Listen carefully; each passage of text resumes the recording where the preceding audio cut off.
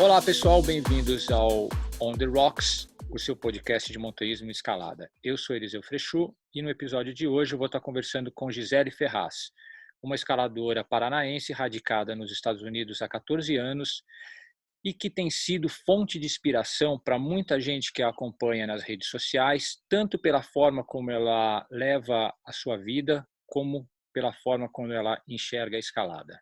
Gisele, muito obrigado por ter aceitado o convite de conversar com a gente.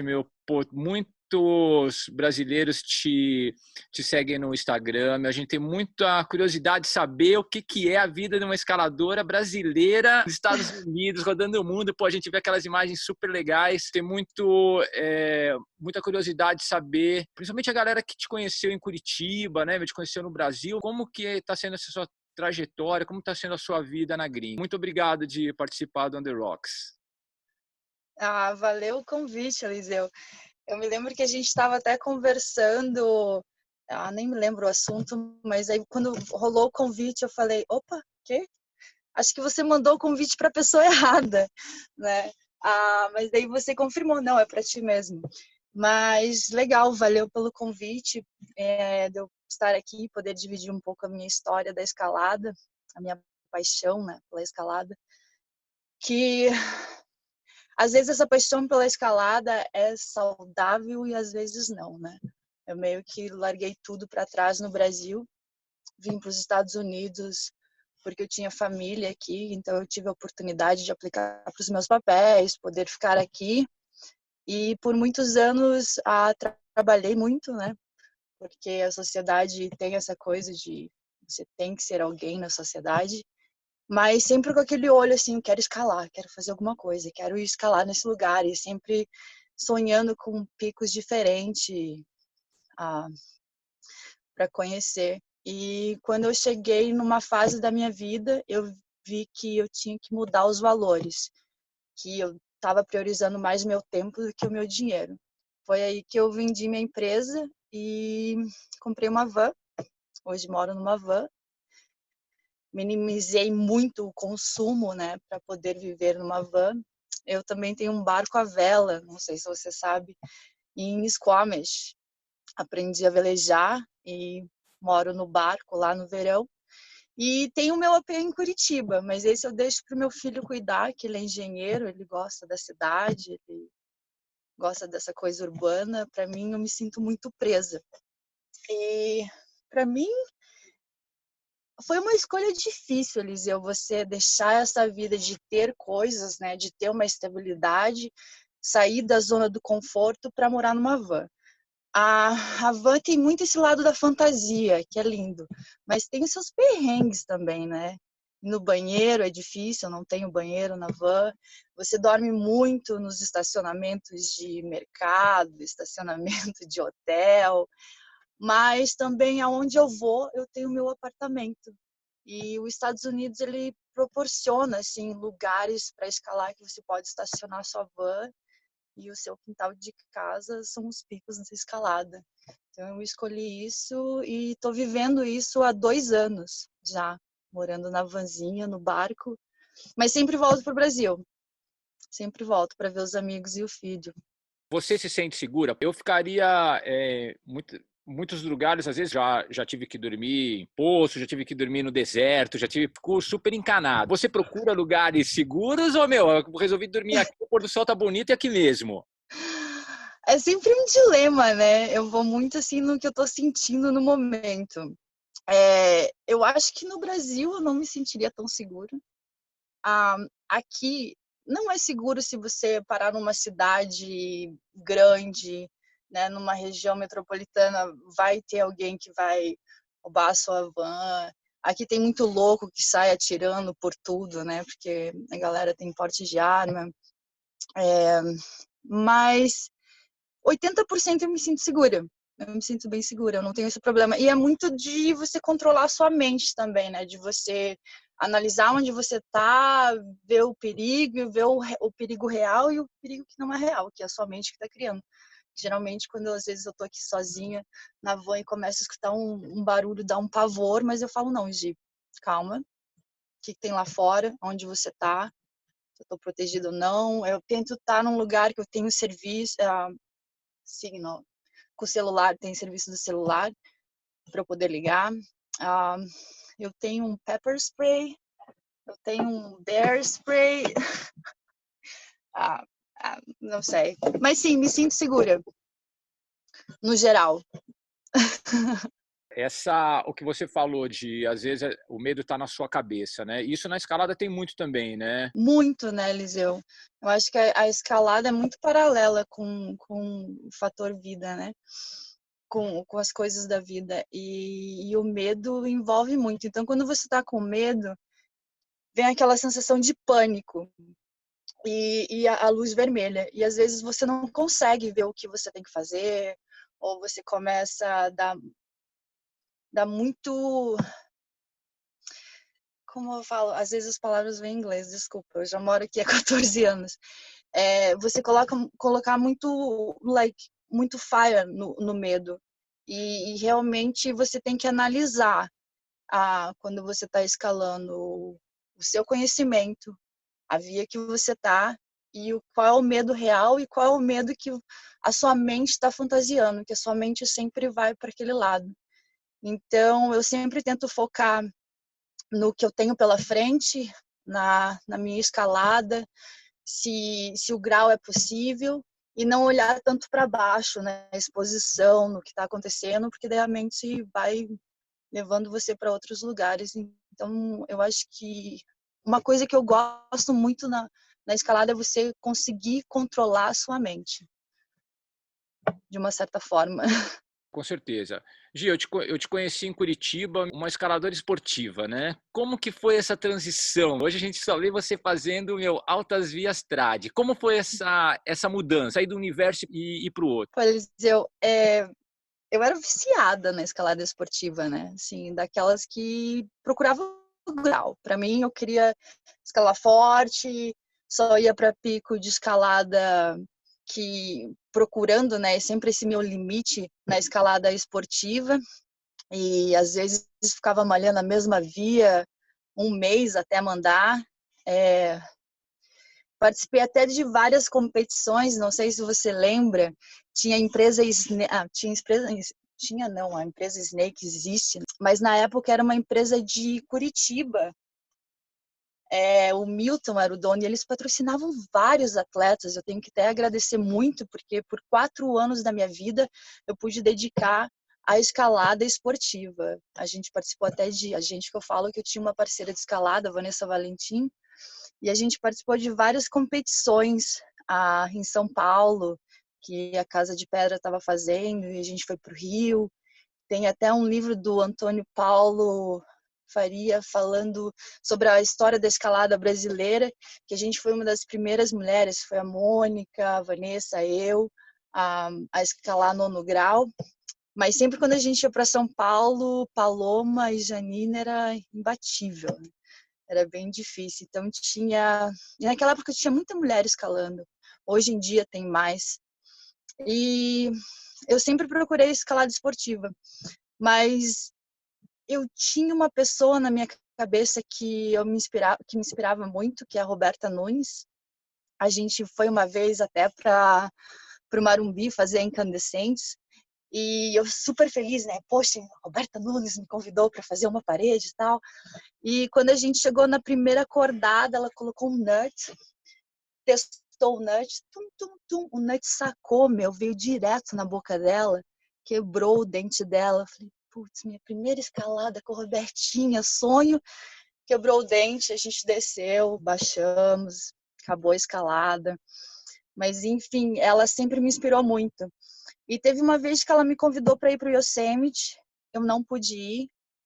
E o Nick me convidou também, eu também não podia ir, porque eu tenho um filho, meu filho tem 25 anos, então eu tive um processo que era difícil para mim me dedicar totalmente para a escalada.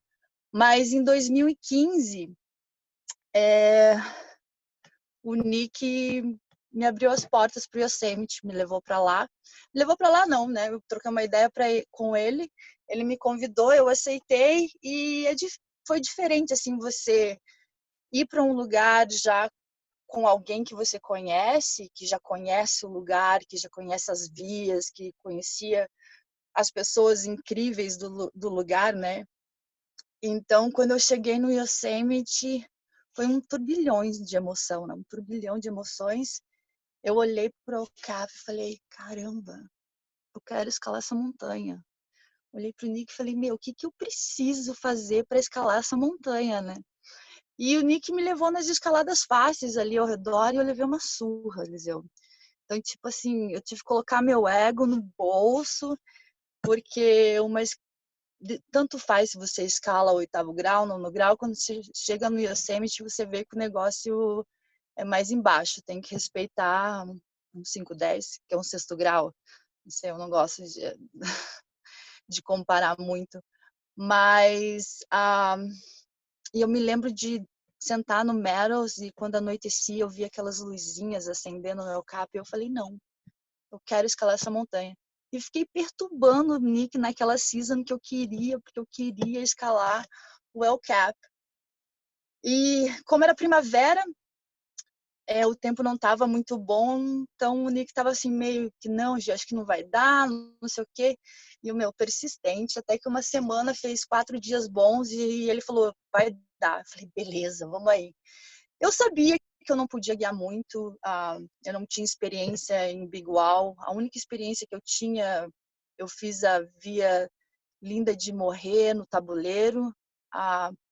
Participei de uma conquista na Pedra do Fritz com o Ralph de Minas. Foram 8 dias na parede. Então, mas era uma experiência que eu tive assim há 7 anos atrás. E escalava imóvel, mas escalava imóvel no Gangs, que são em Nova York, que são fendas horizontais, não eram fendas verticais, né? E ele topou, a gente arrumamos os bags e tocamos para cima. Aí a gente entrou na sala T. Eu me lembro que e eu me senti assim uma formiguinha, né? Porque eu estava na terra, sonhada dos Monkeys, do Stone, dos Stones, falhou, Eliseu. Tony Monkey. Enfim, e aí o Yosemite, tipo, é um lugar que respira história, né? Eu acho que eu cresci na escalada sempre escutando histórias da Lynn Hill, do Ron Kalk, então eu queria muito escalar nesse lugar. E a gente entrou na Free Blast, que são as 10 primeiras cordadas da Sala T. Essa a gente conseguiu fazer em livre, eu fui em segundo, realmente eu não guiei nada nessa escalada.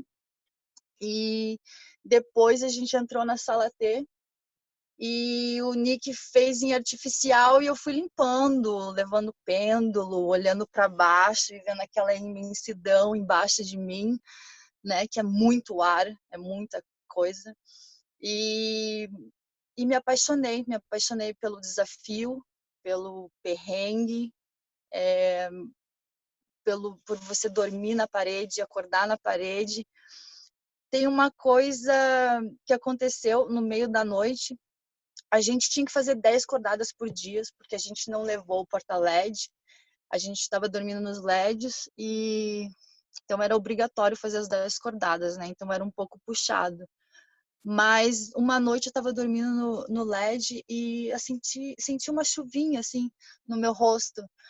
Aí eu falei, nossa, tá chovendo. Acordei um pouco desesperada, né? Tá chovendo, tá chovendo. Eu olhei um céu estrelado. Eu falei, caramba, será que é uma nuvem? Essa nuvem passou muito rápido, né?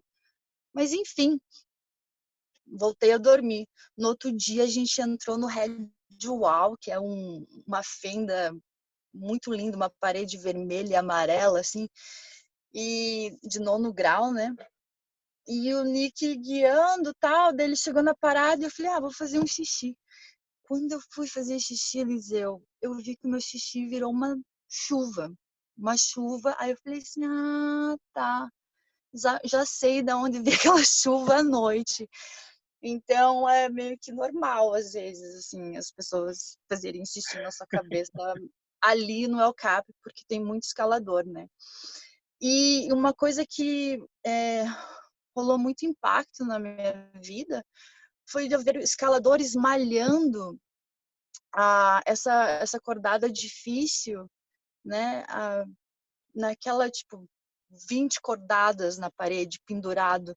E eu falei assim: "Caramba, aquilo que eu faço no chão, de ficar malhando as vias esportivas e voltar para casa, ter minha cama confortável, comidinha, e voltar no outro dia e malhar de novo, os caras estão aqui, meu, malhando, pendurado, dormindo em bivac", e aquilo me encantou muito.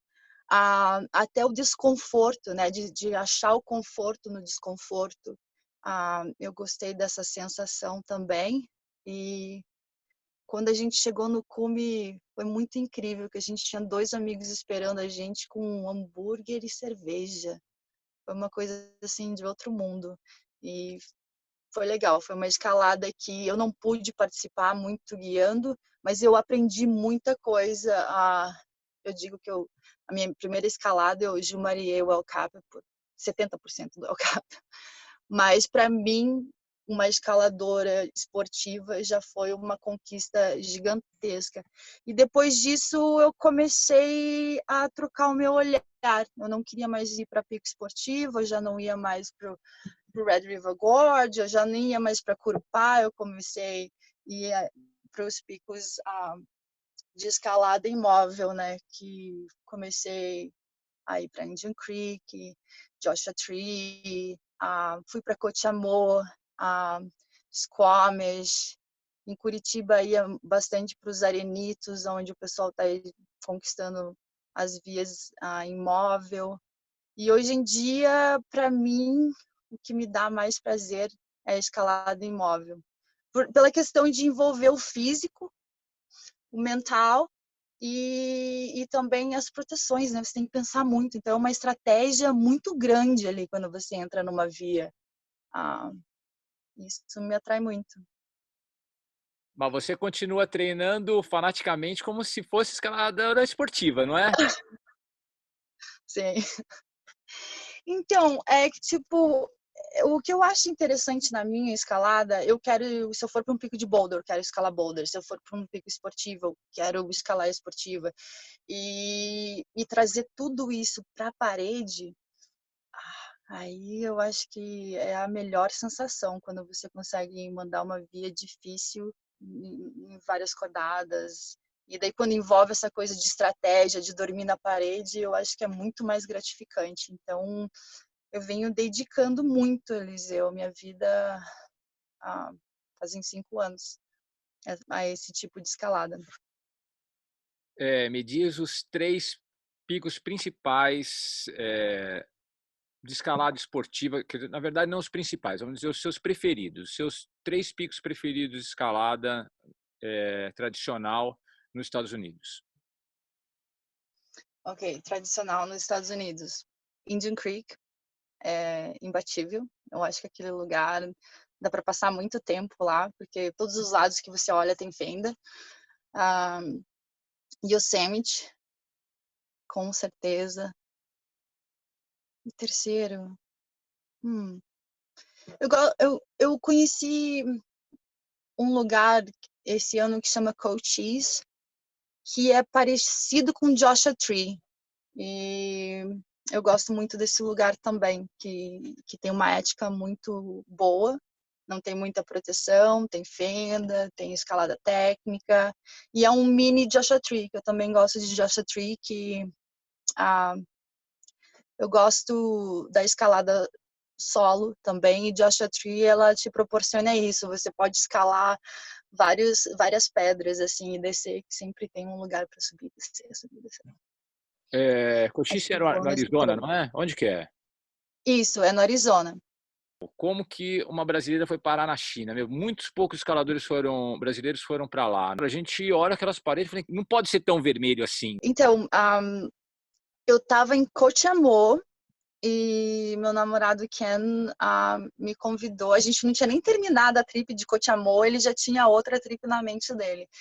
Falou, vamos para a China? Eu falei, meu, China, do outro lado do mundo, você tá louco? O que que eu vou fazer lá?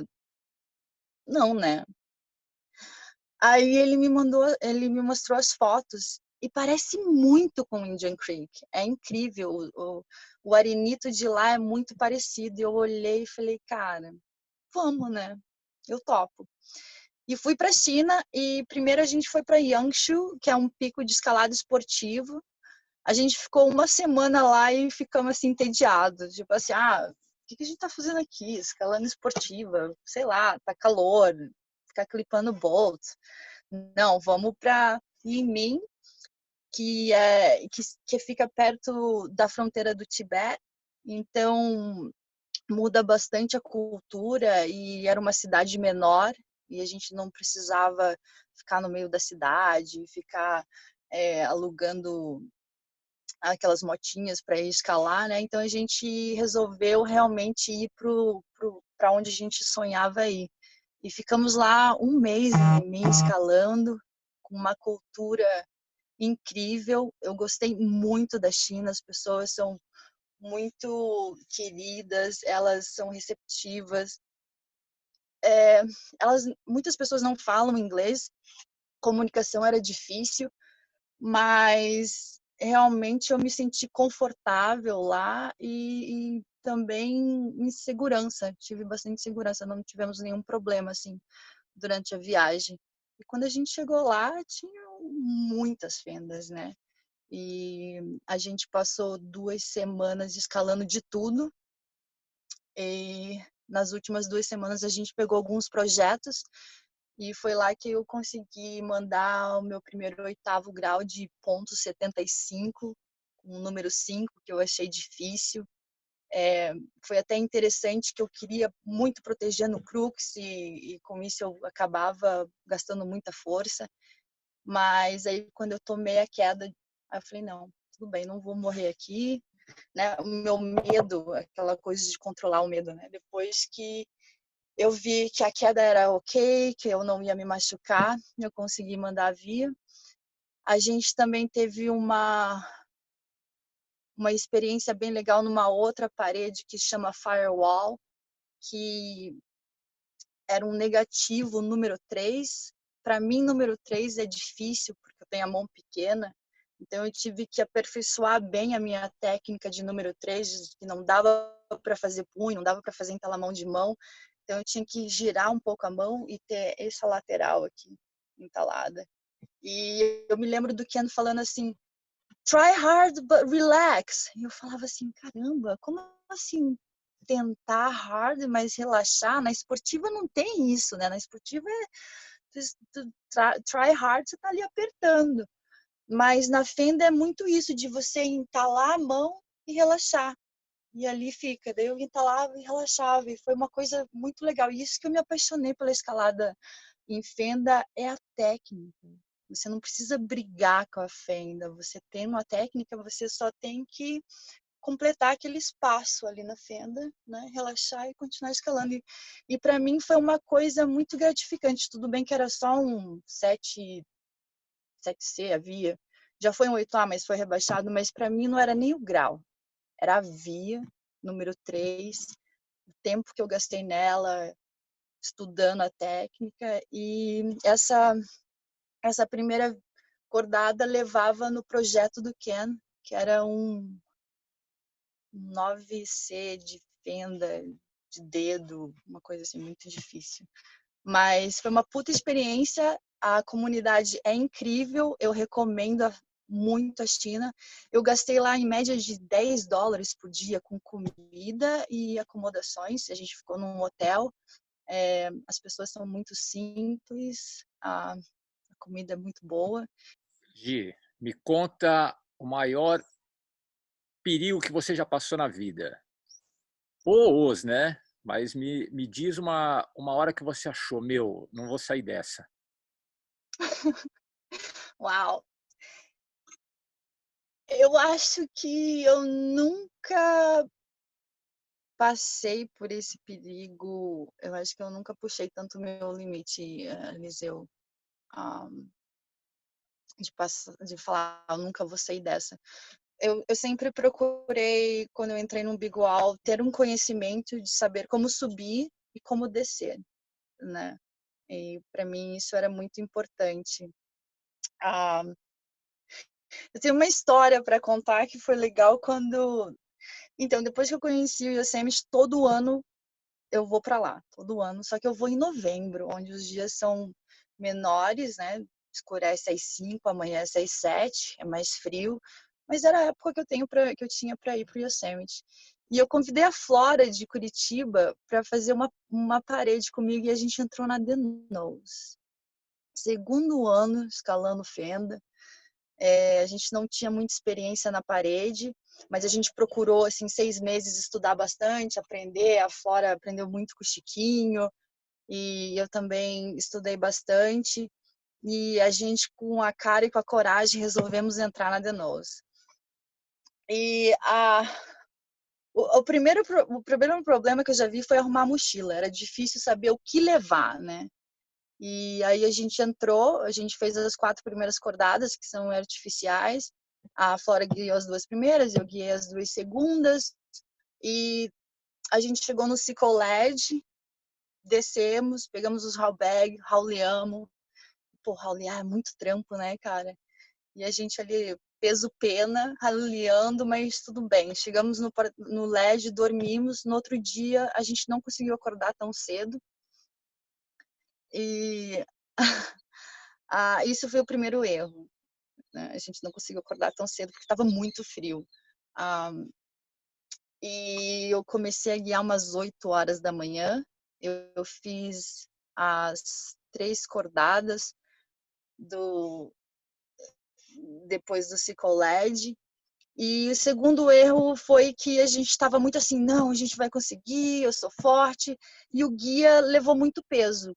Eu tinha uma garrafa de água, eu tinha meu tênis, eu tinha mais proteções, mais móvel do que eu precisava.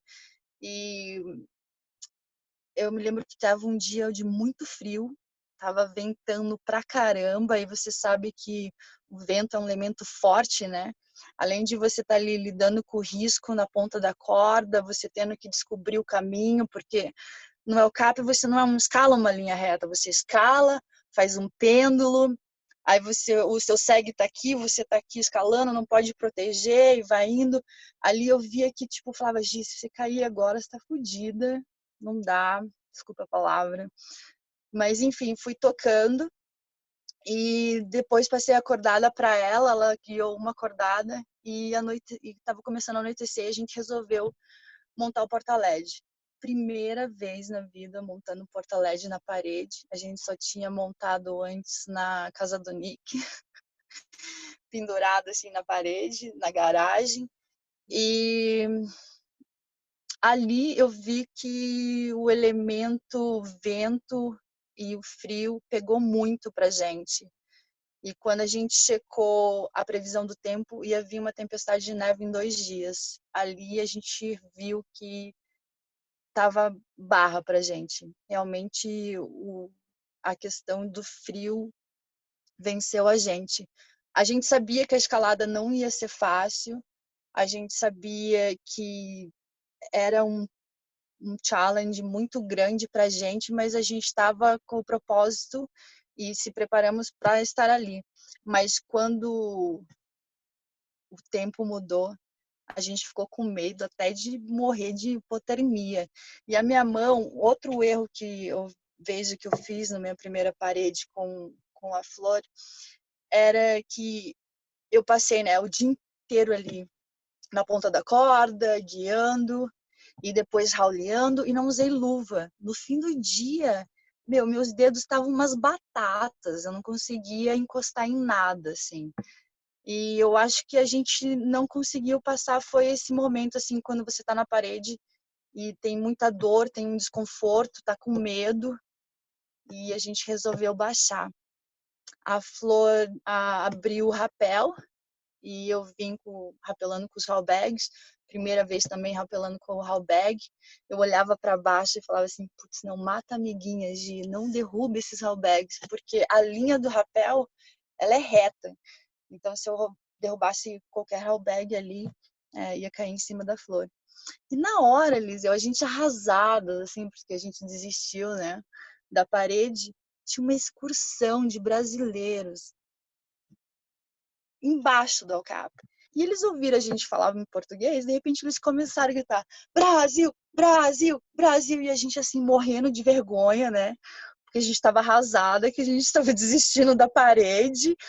E a galera gritando Brasil foi assim, péssimo. A gente só olha pro lado, a gente fingiu que não era com a gente. Não, não é com a gente, fala sério.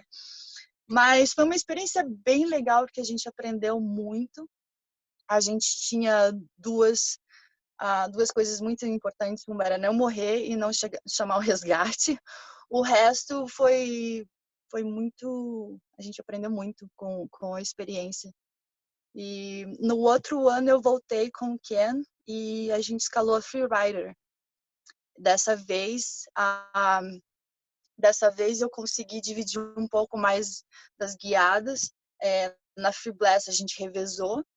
E depois da Free Blast, eu só guiei as cordadas fáceis e ele pegou as cascas grossas, porque era o sonho dele, era mandar a Freerider em livre. E ele mandou do ground up, começando de baixo, sem malhar nenhuma cordada lá para cima. Teve 3 cordadas que ele teve que tentar 3 vezes, que foi a Boulder Pitch, a The Monster e a Endurance Corner. O resto foram todas em livre e on-site. E foram 6 dias na parede. 6 dias na parede no El Cap. Incrível. E eu ainda continuo com esse sonho de achar uma parceira feminina aí para mandar o El Cap para cima. Para mim, tanto faz. Eu acho que existe 3 tipos de escalada no El Cap. Em livre, em artificial e a que você não escala, porque é muito difícil. E então, eu ainda continuo com esse sonho, com esse processo natural que eu estou aprendendo de grandes escaladas dentro do meu universo, né?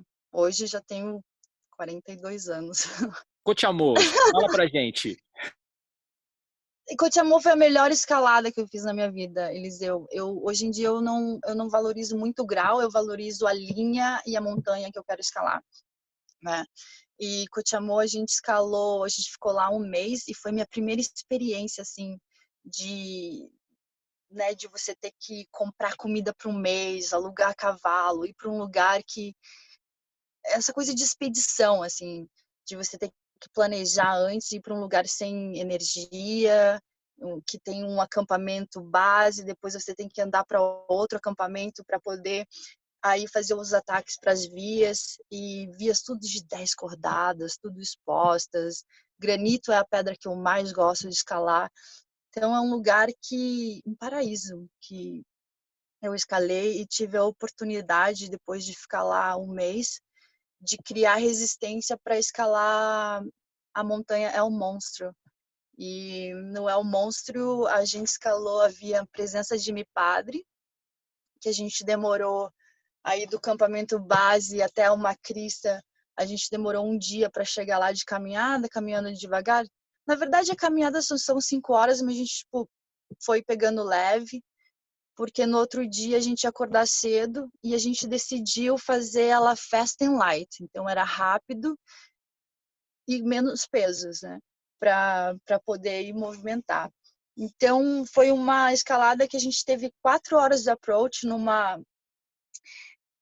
trilha que chama Floresta Vertical, meu. A gente foi se agarrando, assim, descendo, deslizando. Eu falei, meu, se a gente tiver que voltar isso aqui, a gente tá fudido, não tem nem como, né? Mas tá, vamos aí. A trilha sem marcar, a gente se perdeu, todo mundo se perde, normal. Chegamos na base da via, começamos as 5 cordadas à francesa. Eu tô dando risada porque é uma coisa que eu gosto também. A gente escalava muito a francesa. E depois foram 17 cordadas de 5-10. 5-10 é um grau que eu respeito, principalmente um atrás do outro na montanha. E depois teve 3 cordadas de gelo, de glaciar, assim, e eu não tinha muita experiência nela também. Então foi uma escalada que me trouxe muito aprendizado.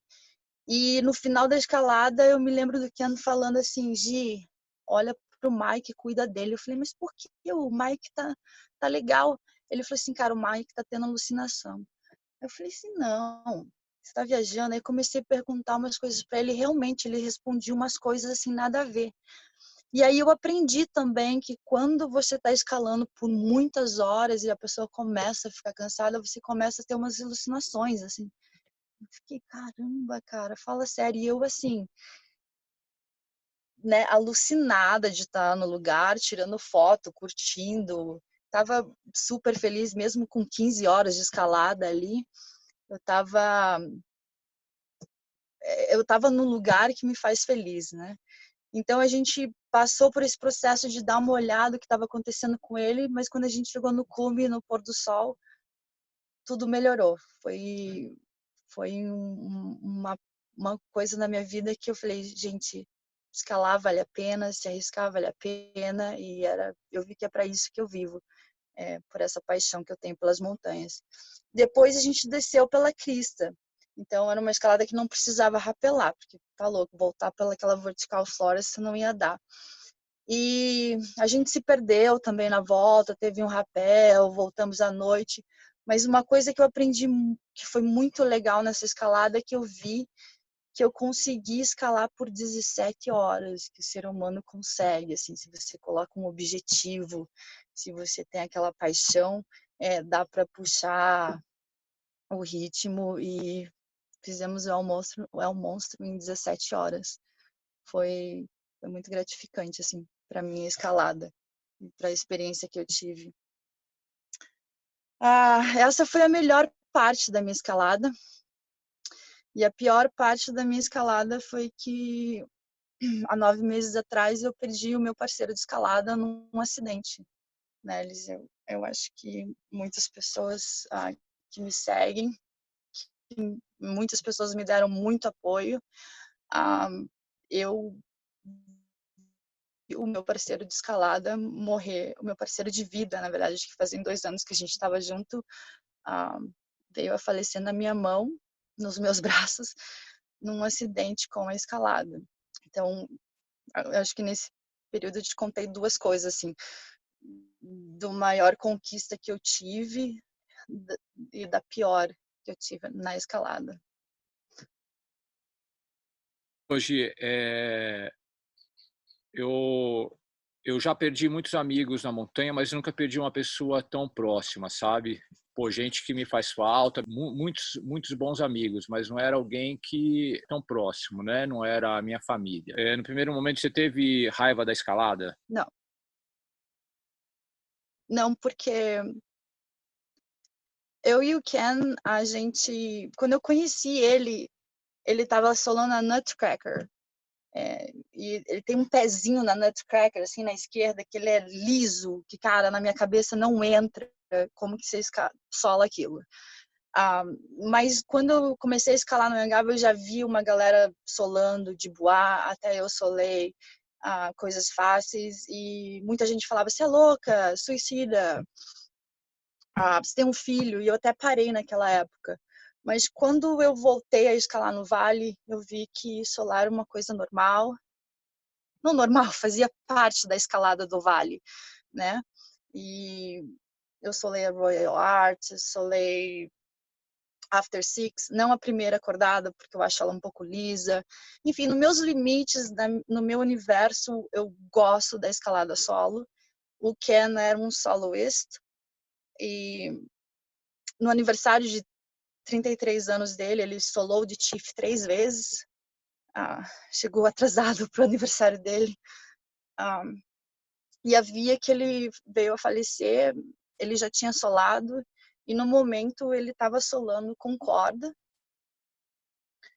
E o mais difícil, Eliseu, foi que eu vi ele cair, eu vi o corpo dele bater num platô bem pontudo, eu vi o corpo dele se quebrar, e eu não culpo a escalada, eu não culpo a forma que a gente escalava, porque eu não mudaria nada nisso. O meu processo, que é difícil mesmo, é perder ele, e a falta de ter ele agora nas minhas novas escaladas, e também o processo de aceitar, né, que ele não está mais aqui. Mas não, para te falar a verdade, depois do acidente eu voltei na via, eu guiei a via, eu queria estar ali, eu queria ver o que aconteceu.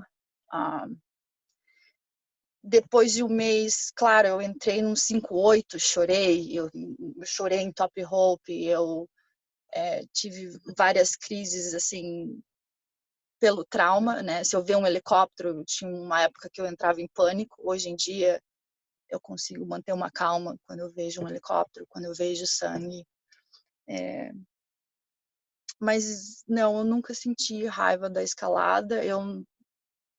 Depois do acidente, eu sobrevoei o Tiff. Eu não tenho raiva do Tiff, porque ele caiu porque uma pedra quebrou. Não foi um erro dele. Aconteceu. Eu não tenho raiva da montanha. Eu quero até voltar para lá, para o meu barco. Do meu barco dá para ver o Tiff. Eu quero escalar no Tiff.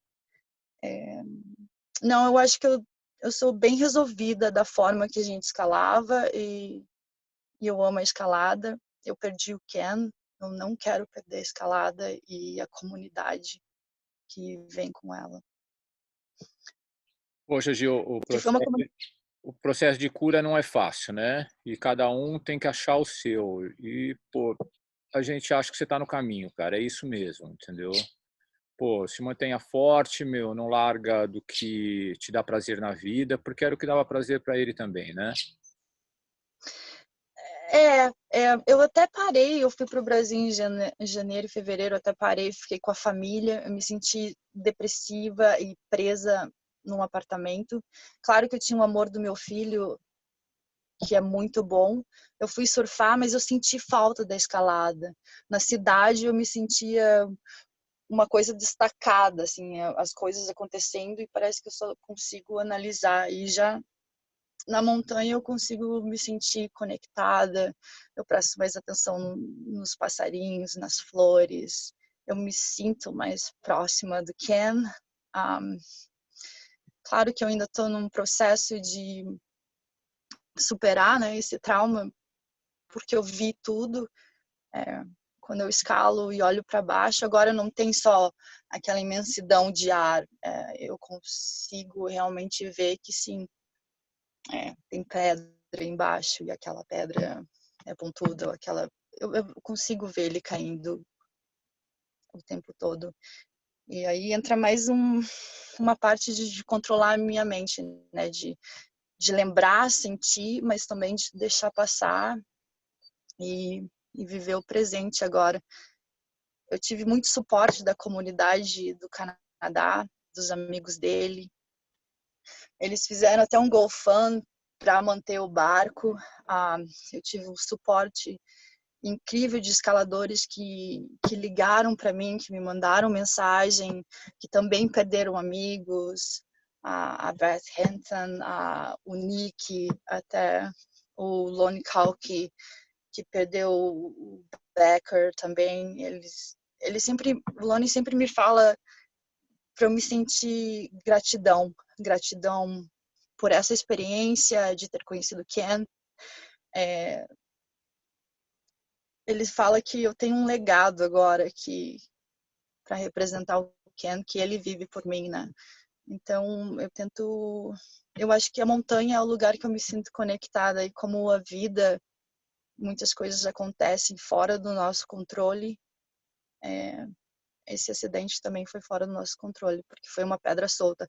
Hoje em dia eu escalo as paredes com muito mais essa percepção de, pô, essa pedra tá solta, não dá para proteger, não dá para puxar. Tenho esse alerta mais na minha cabeça. Gi, semana passada eu estava conversando com o Serginho e, pô, a gente tem em comum ter lido logo no início que nós começamos a escalar um livro do Lionel Terré que chama Os Conquistadores do Inútil. É até engraçado, porque a gente escalou muito junto, mas a gente nunca tinha conversado disso, né? A gente tinha esse negócio do, quero conhecer os Alpes, quero conhecer, me escalar no gelo e tal. Qual dos seus sonhos de escalada que você ainda tem que ticar? Cordada feminina no El Cap. Obsessão. Eu tenho até uma tatuagem do El Cap no meu braço, pra você ter uma ideia. Bugaboos é um sonho. que era para ir para lá com o Ken e não tive a oportunidade e quero conhecer Chaltén. Mas eu quero me sentir confortável, né, para estar lá, porque lá tem muitos elementos, além da escalada, da rocha, tem o tempo. E eu vi que o tempo é uma coisa assim, não sei, eu sou brasileira, né? Por mais que eu moro aqui há 14, 15 anos, eu passei um inverno aqui. Todo inverno eu vou pro Brasil. Então, essa minha coisa com o gelo, com o frio, eu ainda tenho muita dificuldade. Assim, eu tô com 3 jaquetas, a galera tá com uma jaqueta, tá? Não tá nem aí com o frio e eu tô assim, morrendo de frio. Mas são. Eu tenho essas tick marks para fazer ainda. Hoje, mas é recíproco isso que você sente com relação ao frio. Para mim também é um ambiente bastante hostil. É bem difícil você estar em um lugar onde as pessoas que nasceram em ambientes frios, o cara que mora em um lugar gelado, o cara acorda em uma época do ano e tem que ficar tirando gelo para sair da casa dele, né? O cara conhece, o gelo, as várias faces da água congelada e tal. O cara, né, nasceu vendo isso. Pra gente, pô, é tão hostil que, pô, realmente até intimida, né, essa facilidade com que algumas pessoas sentem em relação ao ambiente gelado, à matéria-prima, água congelada, né? Eu e a Flora, a gente viveu isso no El Cap, quando a gente estava tentando a Denose, porque o Nico Favarazzi estava lá, a Hazel estava lá. O que aconteceu? As brasileiras, luz vermelha, pânico, vai vir uma tempestade, vou morrer aqui congelada, né? A gente não quer chamar o resgate. O que eles fizeram? Eles entraram dentro do porta-LED deles, fecharam, fizeram uma pipoquinha, tomaram um chá, passaram o dia inteiro no porta-LED, no outro dia a tempestade passou, olharam para fora e continuaram escalando. Porra, eu e a Flora já tava assim, meu, a gente vai morrer nesse frio. Como que a gente vai passar? Então, tipo, é tudo questão de experiência mesmo, de você estar acostumado, você se expor naquelas condições e se acostumar. Então, acho que para escalada alpina aí tem que se expor mais ao frio, mas é difícil. Mas eu tenho esse sonho. Pô, Ainda vou chegar lá. Tô me preparando. com certeza, tudo uma estradinha, né? A hora que a gente abre o olho, tá lá, faz parte. Ele sonha com as coisas, a hora que abre o olho, pá. Você tá vivendo o sonho? Eu tô vivendo o sonho, Eliseu.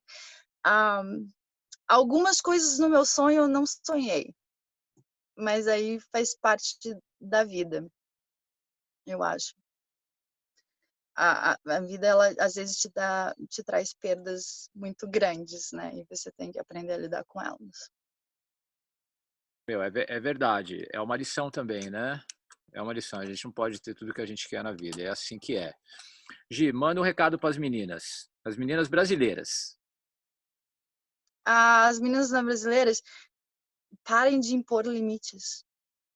Eu acho que a gente cresceu numa sociedade que já programou a gente com muitos limites, né? E quando eu vim aqui para fora, eu vi que não existe limites. Não existe assim, tem poucas mulheres na escalada, mulher não pode tentar, mulher não pode escalar coisas difíceis. É tudo coisas que o processo de criação colocaram na nossa cabeça limites. Então, eu acho que a gente tem que acreditar, tem que correr atrás. Vai ser um pouco mais difícil porque a gente tem menos força, mas a gente tem uma capacidade muito grande, tão quanto os homens, para tentar as coisas. Então, eu acho que é isso. Parar de impor limites na nossa vida. Gi, você deixou o seu país, você largou a sua empresa, tinha uma empresa, largou, foi viver na van, num barco. O que é importante na sua vida, Gisele? Meu tempo, meus amigos e minha escalada. Eu sou viciada em escalada, entendeu?